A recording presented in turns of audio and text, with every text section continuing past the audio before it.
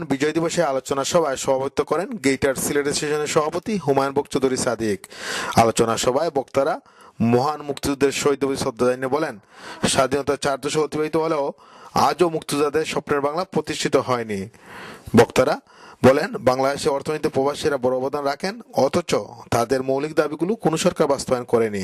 সভায় বক্তারা যুদ্ধাপরাধীদের বিচার, প্রবাসীদের মৌলিক দাবি বাস্তবায়নের আহ্বান জানিয়ে বলেন, আজকের এই অনুষ্ঠান থেকে যুদ্ধ অপরাধীদের বিচার ত্বরান্বিত করার জন্য সরকারের প্রতি জোর দাবি জানাচ্ছি। তার পাশাপাশি আমরা প্রবাসীরা যেন প্রবাসে থেকে ভোটাধিকার প্রয়োগ করতে পারি, তার প্রক্রিয়া শুরু করার জন্য সরকারের প্রতি অনুরোধ জানাচ্ছি।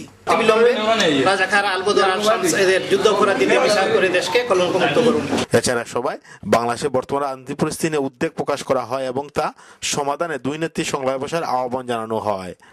রূপচাঁদ দাস, রূপক, বাংলা টিভি, বার্সেলোনা, স্পেন।